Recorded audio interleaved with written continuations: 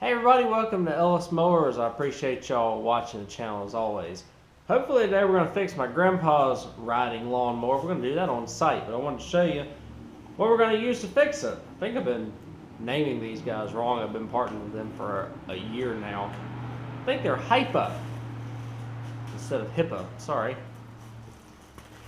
But they've been great. I asked them if I could get a carb kit for what is a Kohler Command Pro on a Craftsman LT2000. And they were like, most definitely. I always do them in exchange for a video. So we've got an air filter here. And they gave me two new spark plugs, which is great. And a fuel filter. And then the carburetor, gaskets, and the anti-backfire solenoid wires. So that's good. Thank you, Hipa, for sending me those. I will continue to get your name right from now on. And what this mower has been doing is, I got it for free like 8 years ago now. I was still in college when I got that. And at the time, all it needed was a flywheel key, and it also was leaking gas in the carburetor. I tried to rebuild the carburetor. This is my really early days of flipping lawnmowers. Probably only flipped like 2 riding mowers at that point. And so I tried to rebuild the carburetor. It didn't work, but he was able to use it. It just barely leaked. And he was able to use it all this time, and now it's getting really hard to start for some reason. I just think that the whole fuel air situation is just not right on it, because it tries to start but it acts like it's getting flooded out, and hopefully it's just a carb kit and not anything inside the engine. So we're going to try this. Hopefully it works, and we'll get on site out there, swap it out for them, see if that's all we need to do, and hopefully it is. So thank you all again for watching. Thank you, Hipa, for sending me this. If you have any questions about this video, feel free to reach out to me, Ellis at ellismowers.com, or at ellismowers09 on Instagram and Facebook. Let's get started.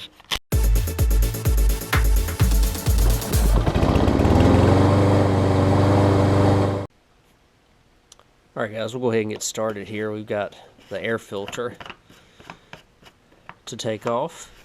Shouldn't be that bad of a job here. Oh.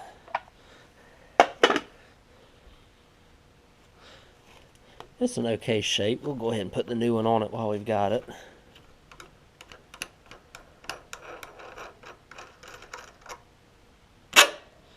So that reveals this.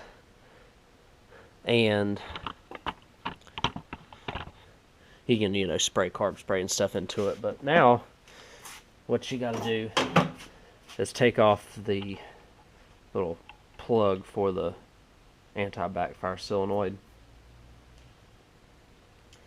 This is having an issue to where when you crank it, the choke, it acts like it wants to fire, but it's got too much gas, and it'll pop once like it's got too much gas, like the choke is on, and then it will never fire again unless you crank it more, and then it goes poop.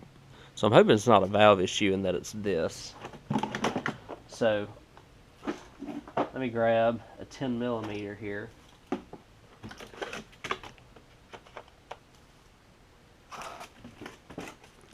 And we'll take off the 2 nuts for the carburetor.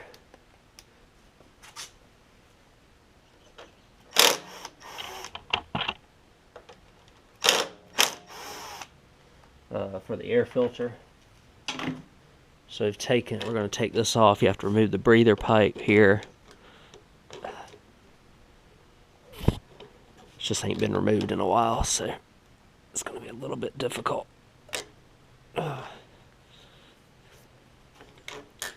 Maybe we can just get it out of the way just like that. That'll work too.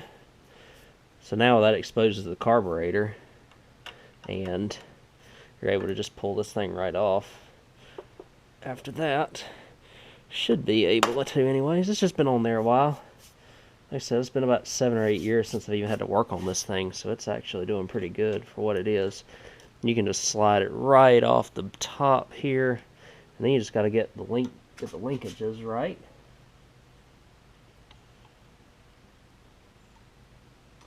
You got choke and throttle. It seems like it's missing a spring of some sort. Maybe not. Maybe this one doesn't have one. So just got to do a little song and dance to try and get these off. So we're going to get the, let's see which one's easier. The throttle might be easier. Let's do that one first. Okay. And then your choke comes off. We have a fuel line shut off switch on this already, so that's good. I will take some pliers here and we'll remove the fuel line.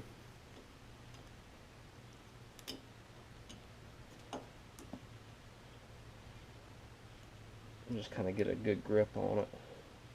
Should just be able to pull it out just like that.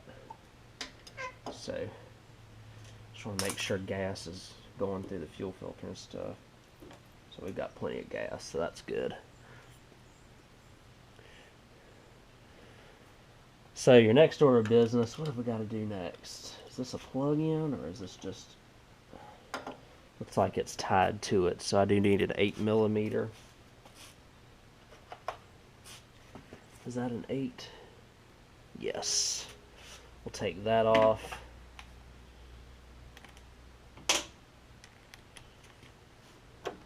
And that carb should be off now, so there we go. So the carb is off.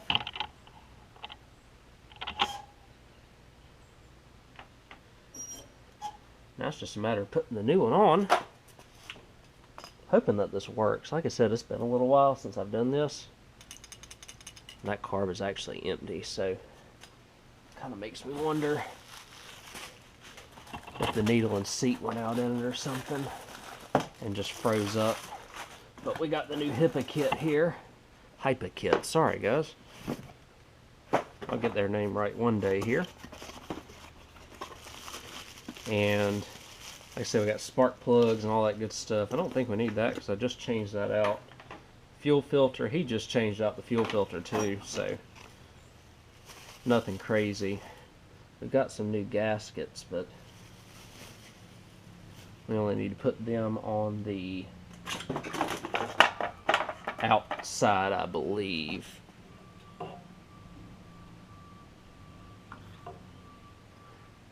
Might could put one on the inside. Guys, this bit was so long ago since I've done this.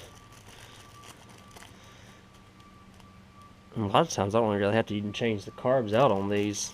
The main issue with them is that they have an issue with leaking past the needle in the seat. They do seem to do that more than like the Briggs carbs and stuff. So we're gonna put the gasket on. This has got a little bit different setup because it just plugs into the bottom, but it still works just fine. One thing I do need to transfer over from the old carburetor is this little piece right here. So this little piece is like a set piece for a carburetor for the throttle. So you just got to take this piece off somehow. Just got to be careful with the tabs.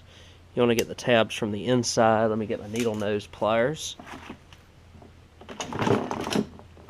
Little needle nose pliers work out good too. And we'll just push it up and out. There we go. So we'll put this on the new carburetor. I don't know why these things don't come on these for some reason. It's just really weird. Okay. So we'll slide the throttle back on. Slide the choke. Choke's a little bit different on this one too. And then we'll just put her on here. Slide everything back into place. We'll check movement of throttle and choke. So choke is on, choke is off.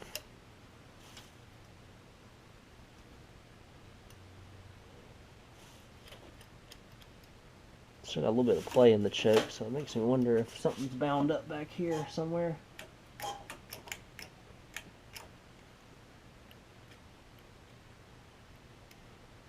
It's almost like something internal there, which is kind of interesting. I don't know if I've ever seen that before. Is that choke the same way? No, that's just a straight choke. So that'll be interesting to see how this works, because it's quite a bit. It's a little bit different. Should be all right though.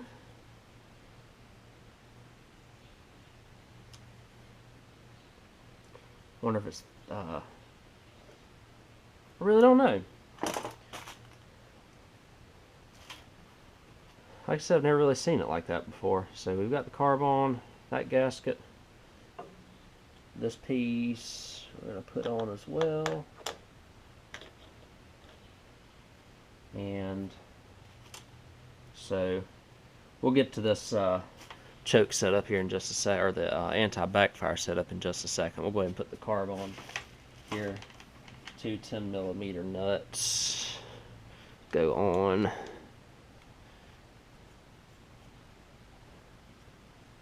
It's kind of weird though with that choke has got like an internal. It's not a thermostat because it's not exhaust related, so I'm not really sure exactly what. But we got the fuel line back on. We'll go ahead and throw the fuel to it, make sure that it's working like it's supposed to.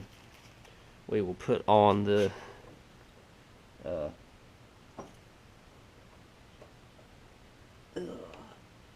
anti-backfire, and then we'll put everything back together here and hopefully have a good running mower here in a second. Alright, so well, you can see it's now at my house. It ended up needing an engine. There's something happened inside of this thing that caused it to just not want to run right. And I don't know what happened to it, but the carburetor is still in. The Hipa carb is on it. Let me show you what it's doing. Hopefully I got enough gas to, or juice to start in the battery. But let me see what we do here.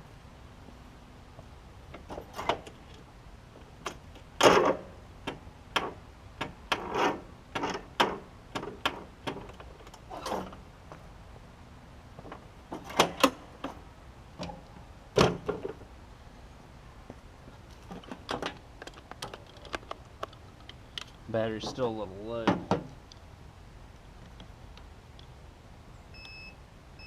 Whoop. All right.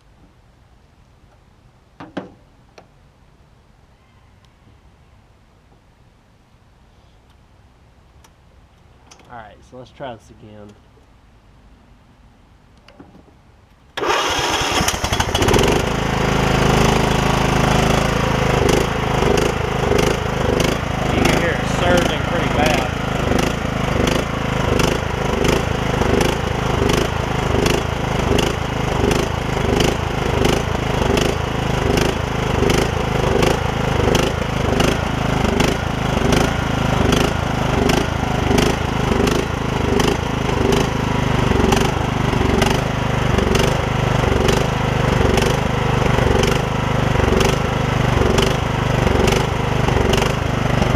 That's what it's doing.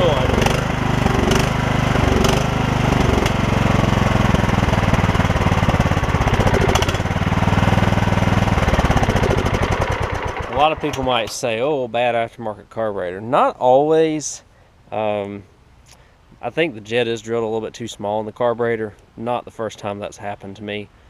But it could also be that I have a small air leak around the intake, or something along those lines. So what I'm going to do is I'll get this carb back off, since you see me get it on, and we will drill out the jet and give it a little bit more fuel, and hopefully that will solve the surging issue. Alright, so we got it on the bench here, got it off, just a couple of 10 millimeters, and you unplug it. I got my shaved off 1/2 inch wrench here to get underneath the bowl. We're going to pull the bowl off.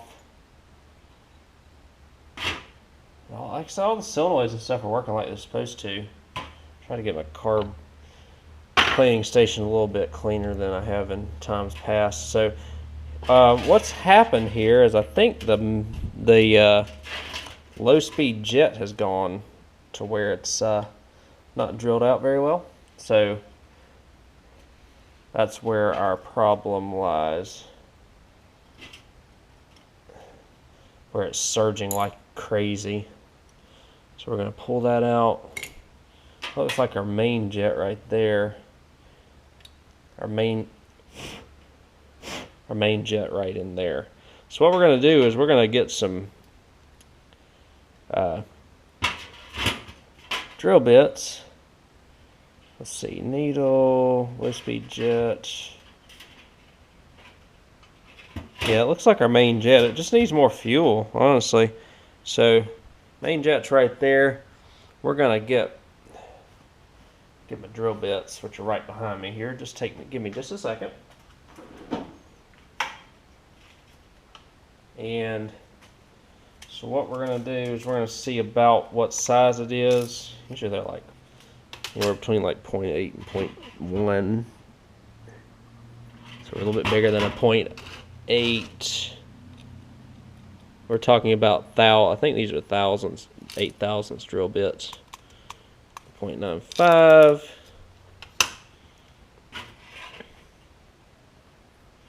So that's still, so it's looking like we're going to need like a 0.12 or 0.13.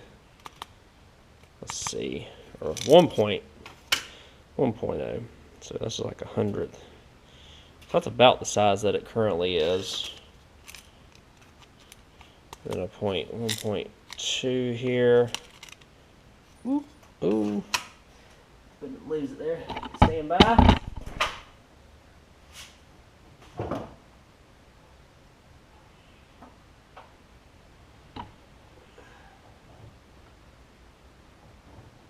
So this is a 1.2. I think that's where we're going to start. Oh, I don't have a 1.1 in this thing, so it's like, ugh.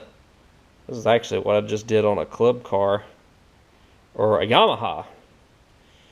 Had to use a 1.2 on it. So anyways, just get the carb up, get a little bit of pressure on it, and we're just going to drill this thing down and drill it through, which I'm not going to bore y'all with the whole thing, but it's a little bit of a process because you got to hold it down, hold this down while you try and drill through it. So I'll drill through it, we'll put it back together and see if it runs any better.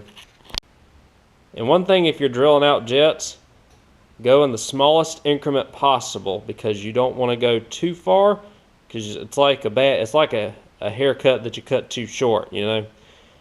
Once you cut it too short, it ain't like you can cut it longer. So once you drill this thing out too far and it's choking out or something, then you're pretty much out of luck at that point.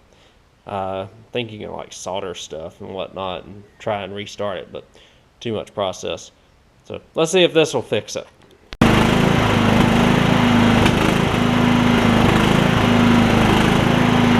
Mildly better.